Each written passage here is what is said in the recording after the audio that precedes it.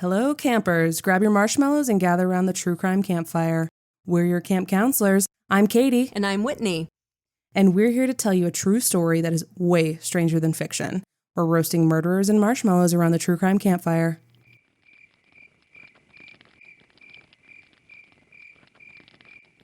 Almost everyone who walks into a casino feeling confident that they're going to walk out richer is what is technically known as a sucker. Every game you play at a casino gives the house an edge. Not much of one, otherwise why would people play? Players have to win a decent portion of the time. That's why they keep putting money down on the table. But behind the glitz and glamour, casinos run on cold mathematical certainty. Over the long term, over hundreds of hands of cards and rolls of the dice and spins of the wheel, the house ultimately always wins. But what if they didn't? What if people, through brainpower and daring, managed to beat the odds and come out on top? It's a tantalizing thought, and for the people in these stories, it was too tempting to pass up. This is Burning Down the House, a casino bandit grab bag.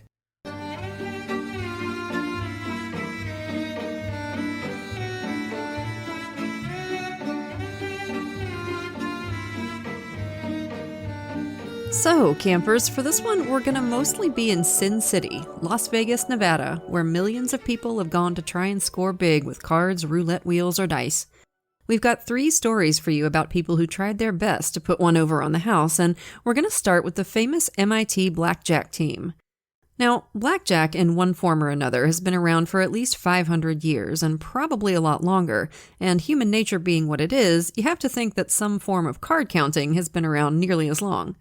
There are a lot of ways to do it, and they can get very complicated, but the core principle isn't that hard to grasp.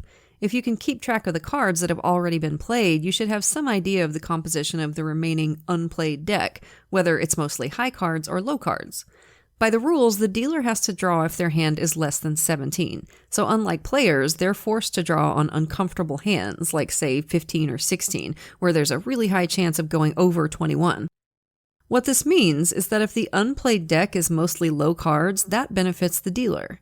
If they're mostly high, that benefits the player, and bets can be placed accordingly. And to pull this off, you don't need to be like Dustin Hoffman and Rain Man and have perfect recollection of every card played. In most card counting systems, the player just has to keep one running total in their head, so that, for example, for every low card played, they add 1 point. For every high card, they subtract 1 point, and cards in the middle don't change anything at all. When the number is high or low enough, this can give a general idea of what the unplayed deck looks like, and bets made accordingly. Anyone can do card counting on this basic level, but it's not like a magic key to a casino's bank vault. Most people who count cards will just reduce the house's edge by a tiny little hair's breadth. And because they feel more in control and enjoy themselves more, there's every chance they'll bet greater and greater amounts, and overall, the casino will still make big money off them. But if you play blackjack with perfect strategy, like the skill level that a professional gambler has, and you also count cards really well, then you can actually shift the odds of blackjack slightly in your favor. Very slightly, just a few percentage points. You don't suddenly start winning every hand, but if you play for long enough and you have enough capital to make big bets at the right time, you can potentially make a whole hell of a lot of money. And that brings us to the MIT blackjack team, which we touched on real briefly in another episode a couple years ago, but we're going to do a much deeper dive here. There have been a lot of smart cookies at the Massachusetts Institute of Technology. In fact, it'd be pretty hard to find an unsmart cookie there. Over 100 Nobel laureates and thousands of other extremely bright bulbs have passed through its halls, every one of them a nerd. Look, I'm sorry, I don't make the rules, but if you go to MIT, you are automatically a nerd. Buzz Aldrin might be a fighter pilot and an astronaut and have once at the age of 72 punched a guy who said the moon landings were faked, which makes him a legend. Mm-hmm. But he went to MIT, so he's a nerd. True. And so was Bill Kaplan, although he didn't go to MIT. Kaplan graduated from Harvard in 1977 and was all set to go on to Harvard Business School. But instead, he went home and told his mom he was going to take a year off and go to Vegas and make some money gambling. Now, as you can imagine, Mom wasn't thrilled about this idea, but Bill was sure he could make some money out west.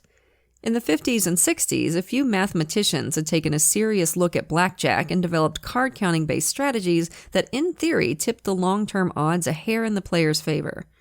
They published successful books that promised big wins, but most people didn't have the ability, time, or resources to fully employ the necessary techniques. A lot of people treated the ideas with the kind of skepticism that most books promising easy money deserve. But Bill Kaplan was a stats guy, and he thought the math behind all this was pretty solid. His stepdad challenged him, "Play me every night and prove you can win." And they played for 2 weeks, with Bill, in his own words, crushing his stepdad, which must have been deeply satisfying, I'm sure. His stepdad told Bill's mom that the kid might actually be able to make money in Vegas, and so with his mom's wary blessing, he headed west. He hit Vegas with $1,000, and 9 months later, headed back to school at Harvard, 35 grand richer. He wasn't the only nerd in Cambridge with an interest in cards. In 1979, J.P. Masser was studying for his master's in computer science at MIT and used what at the time was an astonishingly powerful computer to prove that blackjack could be beaten. And while J.P. Masser doesn't actually look anything like Professor Frink from The Simpsons, I feel like he probably should. Ha! With the cards and the counting.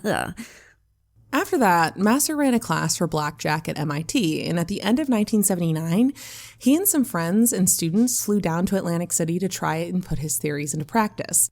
So the nerd squad hit the bright lights of the Jersey Shore, and they did okay, I guess.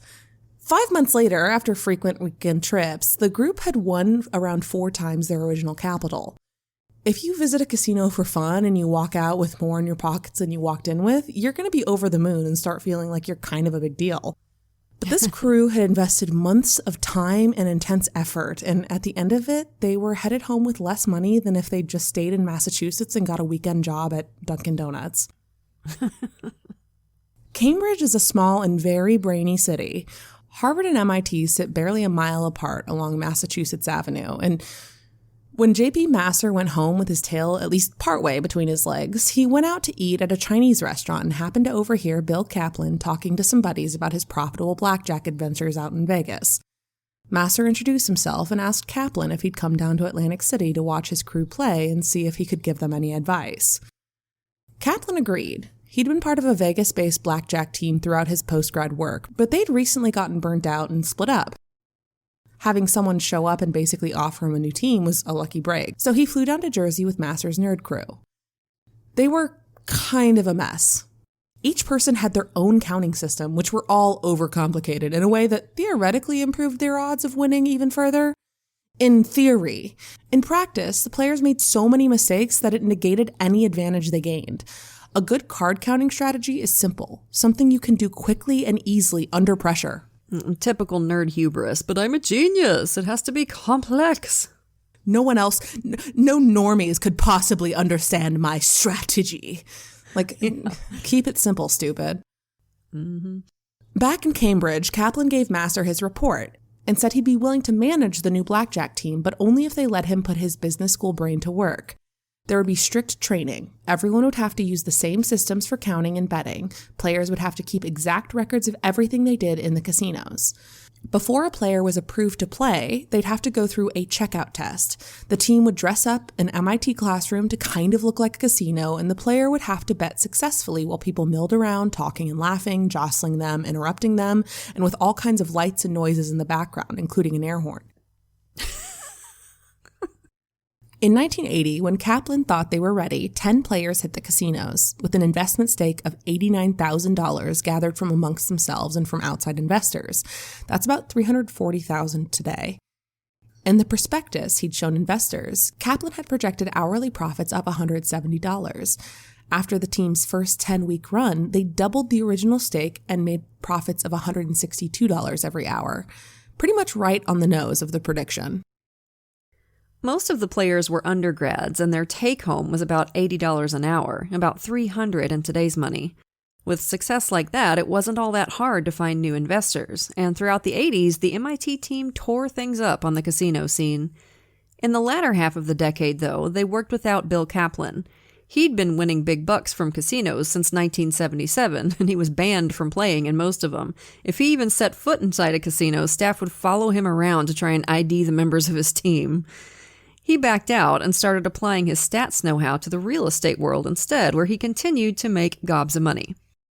The team went on, run by Masser and John Chang. Chang was an electrical engineering student who'd been drawn to the team because he was fascinated by the game and because he needed the money. His first game, he saw people making $5 bets and thought, oh, geez, that's a bit steep. Bit rich for my blood. I laugh because it sounds like my cheap ass. Yeah. I'd probably be the same way. That's exactly how I gamble. I don't even like table games. I don't like to talk to people. I sit in front of the video machines and people think they're like, you're not going to win. I'm like, no, it's fine. I don't go to the casino expecting to win. I go to have fun and drink booze. It's understandable though. $5 was a couple days worth of food for him. A big score to him meant he could buy the new calculator he wanted. I told you all these people were nerds. But he was really smart and in short order was one of the team's best players. The MIT Blackjack team was actually a series of teams with a few common core people. Throughout the 80s, there were at least 70 members, most of them current or recently graduated students from MIT or Harvard. The teams had varying degrees of success, but they were all profitable, some extremely so. The best rate of return was 300% in a year. In 1992, Bill Kaplan got back into the game. He, J.P. Masser, and John Chang formed Strategic Investments with a plan to bankroll a new team with high-dollar investments to maximize profits. The new team would go through the same rigorous training previous iterations had suffered through to sharpen them up for the planned strategy they were all going to use. They'd work in teams of 3, a spotter, a controller, and a big player. The spotter does the actual card counting. When they think the deck has gone positive, i.e. is likely to be mainly high cards from here, they signal to the controller. The controller is a player who makes constant low-dollar bets, which they use to check if the deck has indeed gone positive. If it has, they signal the third member, the big player, who swoops in and makes a huge bet with the odds of winning in their favor. This SI team more or less waged war on the casinos. They had nearly 80 players split between the coasts, and their specialty was to have multiple teams hit different casinos at the same time before word could get out on the techniques that they were using. Afterwards, the players would report back on their games in as much detail as they could remember, and the team leaders would pump the data into computer simulations to try and refine their techniques to an even sharper point. They played all over the world, although some places were preferred more than others. In the U.S., state commissions generally enforce tight restrictions what casinos can get away with, but that wasn't true everywhere. For example, the team soon figured out that small casinos in France would often use a short shoe, a deck with all the 10s and aces taken out if they thought players were winning too much. Complaints about this would be met with denials and not-so-veiled threats. You should be careful, monsieur. The players got caught, of course, and often, but that was just part of the game, an expected consequence. So I know someone that works like security in a casino, and they actually take classes on how to count down decks to determine if someone is advantage playing. According to him, it's pretty obvious. Because I'm like, well, what if they're just lucky? He's like, no, it's like they bet perfectly in every scenario. Yeah. And it's pretty fascinating because to catch the cheaters, they have to learn to cheat as well. And this guy I know does play blackjack quite frequently. And I asked, do you count? And he's like, no. And I'm like, how do you not? I'm so curious. Yeah, I don't believe him. All right. Yeah, he won $100 the last time, I guess. Getting your ass thrown out of a casino by a couple of scary goons was something players were trained for, as much as you can train for something like that. Casinos have a reputation for roughing up people who try to screw them over, a reputation that's both pretty useful for them and also pretty highly exaggerated. Although they heard of other teams who'd been less lucky, none of the MIT crew had any close encounters of the thumb-breaking kind, although they did once have their winnings mysteriously stolen the same night they'd won them. Now, I'm not saying that some casinos have connections with organized crime. Well, I'm just not saying that. And I'll leave it at that. Yeah, we don't know anything about that. When Vegas casinos caught a card counter, they'd throw them out and ban them. Most often, the team would just roll in new recruits from back in Cambridge, where there was no shortage of super bright young men and women looking for some adventure and quick money. Eventually, the casinos noticed that a lot of the people they were banning had addresses in the Cambridge and Boston area. They sent investigators up to New England who figured out where this pipeline of blackjack prodigies was starting from. That's an insane amount of money to invest in catching this, which is, that's standard casinos. But I just love it. The casinos got hold of recent yearbooks from MIT and Harvard and scanned in the headshots to add to their big books of people to watch out for, which I guess sucked for some innocent nerds looking for a fun time in Vegas around this time. Seriously. With the prime players having been made, they sometimes resorted to disguises. Players hit the casinos dressed as nurses or in wheelchairs or in wigs and fake beards. John Chang, who was skinny and who by his own description couldn't grow a beard, had his girlfriend dress and make him up like a woman, which seems like he was into, so good for him. Over 2 years, the strategic investment team raked in the cash, and then it all fell apart. Blackjack teams often don't last long. It's intense, high-pressure work, people get burned out, and when you're dealing with a big team and high incomes, you also end up dealing with lots of squabbling about how to split the cash. Who earned what? Which players were more valuable? Mm-hmm. There should be like a VH1 seriously behind the scenes, behind the scenes about it, he got a big head and he wanted to go solo. These are not calculations that make for a happy and harmonious group, but the real death knell for strategic investments was a long run of old-fashioned bad luck. All their well-honed skills just moved the odds in their favor. There was always the possibility of getting completely hosed by random chance, which is what happened. Strategic investments made millions and then very rapidly lost almost all of it and dissolved. Oh, God. Some players started teams of their own. Many others went on to other high-flying careers, which I guess is what happens when you recruit from Harvard and MIT. There are some prominent attorneys and professors out there with wild tales about their days ripping off casinos. But were they ripping them off? Card counting isn't illegal, but is it cheating? I think it's a little bit of a gray area. If it's just one person working the table, then no, that's just somebody playing the game well. There has to be an advantage for skilled play. If it's a group of 3 people working together to maximize their chances of winning, I don't know, that's pushing it. Regardless, it's kind of hilarious to see casinos get all self-righteous and bent out of shape about people pushing the odds in a card game marginally in their own favor. Guys, that plus booze and pretty girls is your entire business model. And, I think it's funny that, of course, they don't have a problem with poker, right? Because that's people betting their own money against other people. So and that's a skilled game, right? Good poker players are talented. And I would think good blackjack players are also talented. So I got to say, I don't really think, I get why the casinos don't like it, but it seems like you're beating them at their own game. And from what I understand is a really good card counter can really do damage. They can really they can really get away with a ton of money. The talented ones will bounce from casino to casino and spread out their winnings. Or the smart ones, because if you sit there and win hundreds of thousands of dollars in one sitting, I'm guessing the casino might just ban you on principle. They might just say, exactly. No, thank you. You can go anywhere else but us.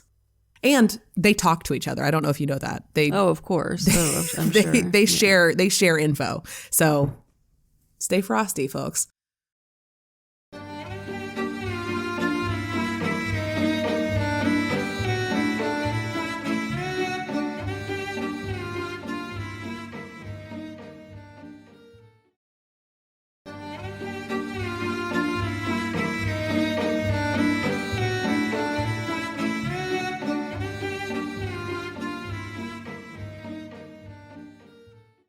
For our next story, we're going to turn to a more direct way of getting your hands on a casino's cash, just flat out stealing it. In 1993, 21-year-old Heather Tallchief moved from San Francisco to Las Vegas. That specific choice was out of the blue, but anyone who knew Heather wasn't surprised she'd made some kind of change to her life. She'd been working in healthcare at an AIDS hospice, where she was highly thought of for her hard work and empathy, but that's a tough gig. She got to know patients real well, befriended lots of them, and then they die. Heather had grown up with parents who were both kind of screw-ups and fell into a caregiver role early in life. She really did empathize with her patients, and the emotional toll of losing them was significant. Her life spiraled briefly out of control and she lost her job. Well, we say briefly. You could also say that this was just the first step in Heather Talchi flying off the rails so fast she might as well have been rocket-powered. But what was to come next would be the opposite of chaos. At a San Francisco bar, Heather caught the eye of Roberto Solis. No wonder, Heather was absurdly gorgeous. Roberto was a charismatic guy, intelligent and well-spoken, a published poet. He was also 27 whole years older than Heather, which I am entirely comfortable putting into the yikes column. But he was smooth, and Heather was as vulnerable as she was beautiful at that time. He bought her drinks and offered to read her tarot cards. They went home together. After that, he performed a full love carpet bombing on this girl he'd just met. Flowers, poems, petals on the floor. For Heather, someone who was in kind of a messed up place and who had never had much in the way of a solid parental figure, this kind of attention from a confident older man was irresistible. She'd later say she found Roberto's attention comforting. He made her feel safe. She moved in with him not long after. Roberto Solis was more than just a poet. In 1969, he'd gotten a life sentence for murder after shooting a guard during an armored car heist that went south. The guard, Louis Dake, 61 years old and a father of 6, had showed Roberto an empty money bag when Roberto and 2 accomplices tried to hold up his armored car. Furious, Roberto shot him twice in the back. It was while he was in the joint that Solis took up poetry, writing under the name Pancho Aguila. His work led some prominent local writers to plead for leniency from the parole board, and in 1991, he was released. Not quite sure of the logic there. Surely no one who puts words together well could do bad things. And just to take a brief detour, by the way, this shit happens with, disturbing regularity. Just off the top of my head, that serial killer, Jack Unterweger, that's another guy who got released from prison for being good at words and ended up, killing a bunch more people. So maybe let's quit doing that. Huh? Shockingly, artists can be bad people. It's funny because, you see similar stuff with Son of Sam, where people are like, well, he's turned over a new leaf. And it's like, it doesn't change the fact that he's a fucking loser nerd Serial that killer. killed people. Yeah, what do you mean? Or Gacy, that's a big one too. People, his art is in really high demand, which makes me fucking sick. Yeah. So, just a few months after Roberto had picked her up, the two of them moved down together to Las Vegas. The move was Roberto's idea. Heather applying for a driver's job with the Loomis Security Company was also his idea. She knew perfectly well he'd done time for an armored car heist, but would later claim she found nothing suspicious in him pushing her to get a job driving one. I find that a little hard to believe. My boyfriend who broke into the chocolate factory wants me to get a job at the chocolate factory. How could I possibly know that he had bad intentions? Heather passed a background check and her health was good, and that apparently was all you needed to get a job with Loomis. She was popular with her new co-workers. It didn't hurt that most of them were middle-aged dudes and she was real pretty. She was friendly enough, but kept everyone at some distance. She started dressing down in clothes that concealed her figure and took to wearing her hair tied back and a pair of thick-rimmed glasses. They weren't prescription lenses. She had perfect vision. If anyone had found out about that, they might have thought Heather was really going out of her way to try and avoid too much male attention. If they thought a little longer on it, they might realize that if at some point in the future Heather decided to glam herself up, she'd be almost unrecognizable as the woman they'd been working with. Like other new drivers, Loomis started Heather off on casino house runs, transporting new banknotes to gaming tables across the city. New sequential notes are pretty easy to trace, and no robber with any brains would try to knock off these cars. This was considered low-risk work.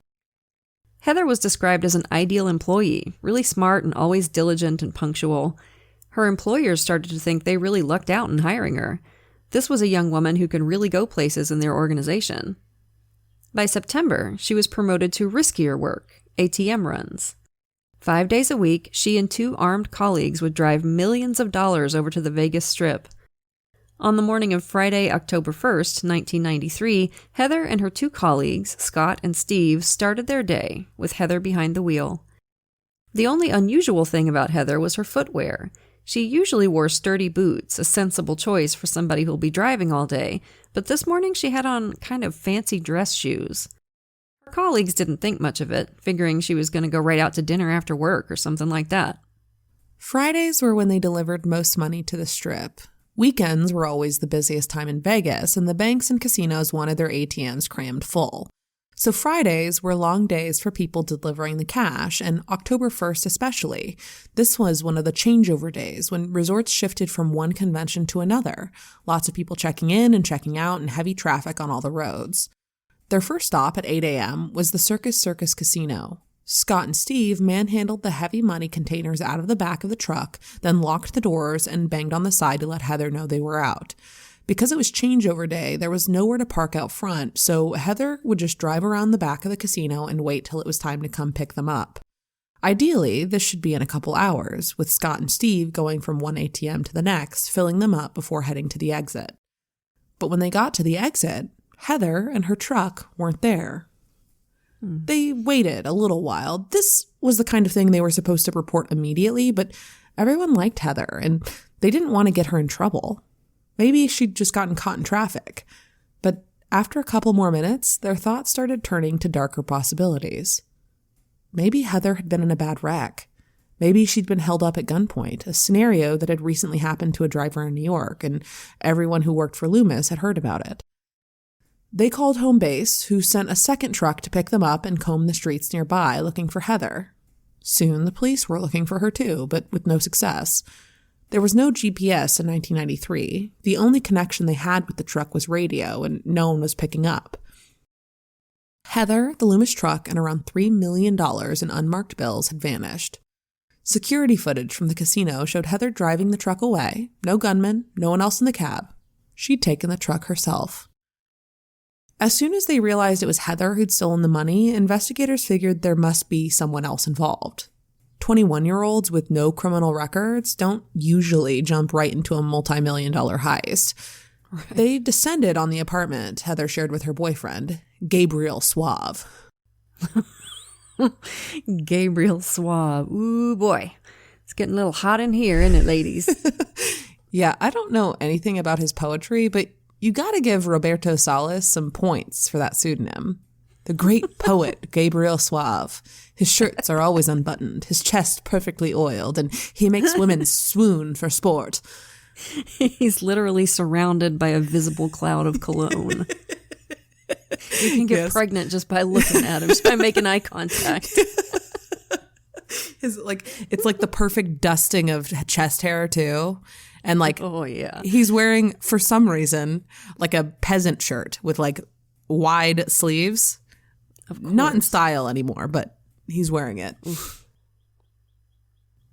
Heather was well known at her apartment complex, always hanging out by the pool in the hot sun. But nobody knew Roberto. People hardly ever saw him. He had a condition that made him sensitive to light, so he stayed inside most of the day. If he did go out, he often wore an eye patch. He always used the back stairs. Oh my God, this just gets better. Gabriel Suave is a vampire? And a pirate? A pirate vampire? It's like right out of the romance novels. I don't know how much more turned on I can get. Have some mercy. Yeah, this dude has the mystique turned up to 11.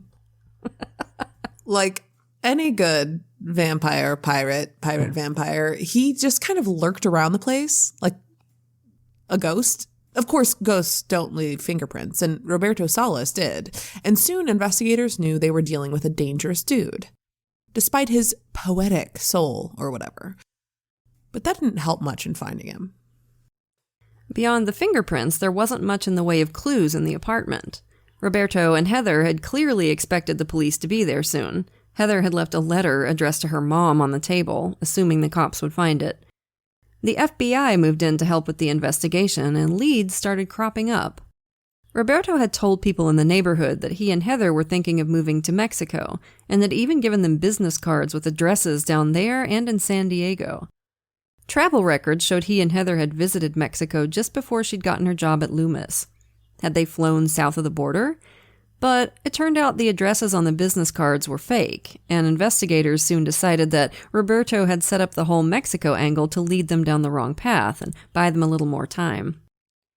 The armored car was found in a warehouse just a few blocks from the Circus Casino. Nobody had seen Heather drive in, and even if they had, they might not have been too surprised. Roberto had told people in local businesses he was setting up shop to convert vehicles into armored cars for companies like Loomis to use, so it would make sense to see one there. That's actually pretty smart. I hate to admit it. There were packing materials inside the warehouse, and investigators figured Heather and Roberto had shipped the cash to a second location. $3 million in bills weighs a hell of a lot, far too much for them to just carry around. They also found pamphlets on yacht charters from San Diego and Acapulco, addresses and phone numbers in Miami and the Caribbean.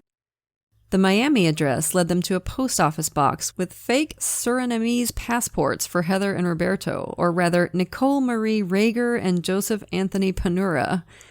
As far as investigators could tell, Heather and Roberto had never tried to pick up the passports. In fact, they suspected they'd been led to the P.O. box deliberately in another attempt to throw them onto the wrong trail. They were just scattering breadcrumbs wildly, like just chase this, chase this, chase this.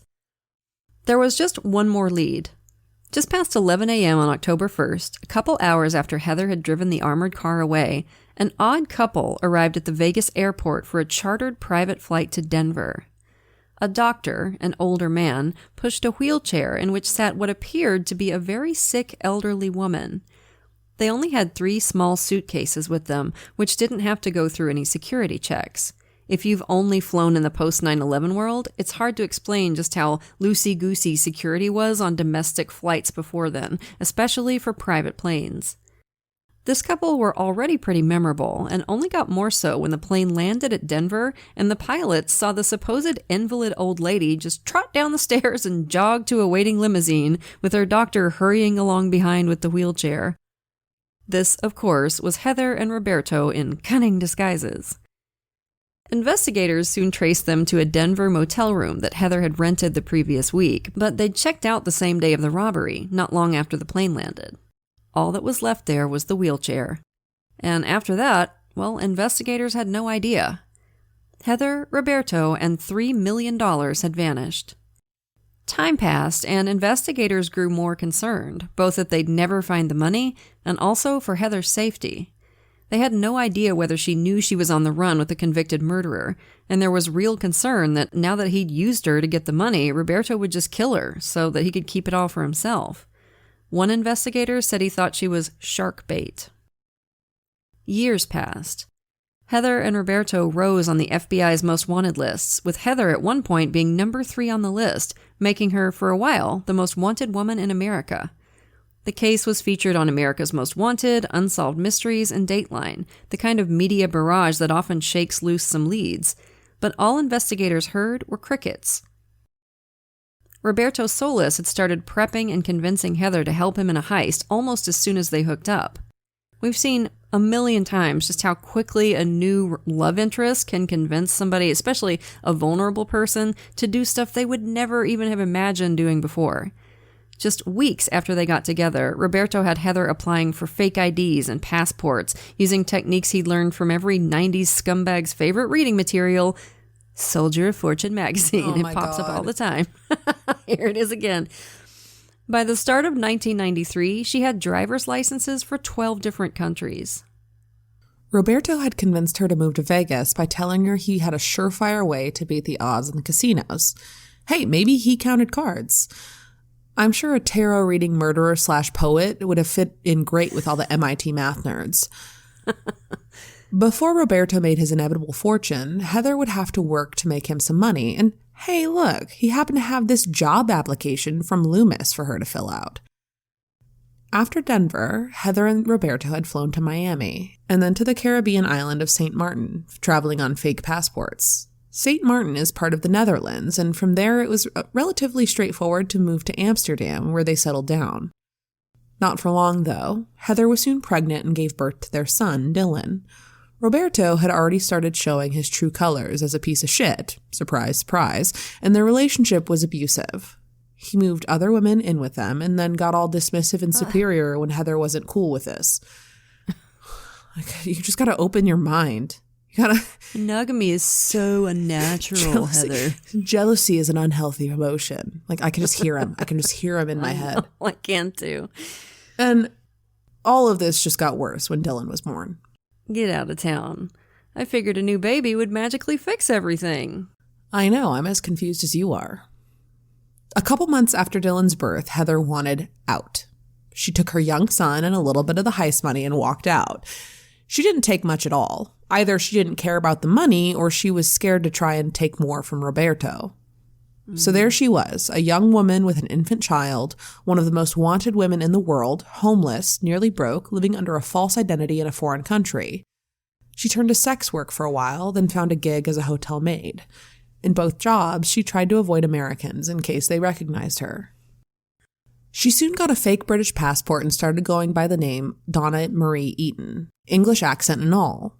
She soon met a guy who treated her well, and for years the two of them lived a mostly normal life. She had no more contact with Roberto, and he apparently made no effort to contact either Heather or their son. We know all these details about Heather's life because in 2005, at the age of 33, Heather Tallchief got in touch with a U.S. lawyer and flew to Las Vegas to turn herself in. She was tired of living a lie, tired of worrying all the time, and she wanted Dylan, who was 10 now, to have a chance at a normal life. The kid didn't even have a birth certificate. She wanted him to be able to get citizenship and move to the U.S. In her still English-tinged accent, Heather pled guilty to a raft of felonies. Her attorneys argued that there were mitigating circumstances, though. Specifically that Roberto had brainwashed her into obeying his every command through a combination of hypnotic suggestion and sex magic. Alrighty. Sex magic. Yep. See it all the time. I mean, you've seen people that they're with somebody and you're like, is their dick made of meth? Like, why are you with this person? Yeah. So... I buy the coercion. I just wouldn't call it sex magic. Yeah, I think it's just what are you doing? The prosecutors were skeptical. They argued that Heather helped with the heist for more ordinary reasons as old as time. Greed, plus wanting to please a romantic partner. Yeah. I'm not sure exactly how the judge weighed all this up, but Heather's sentencing was pretty lenient. She was potentially facing up to 40 years in prison, and she only got 5.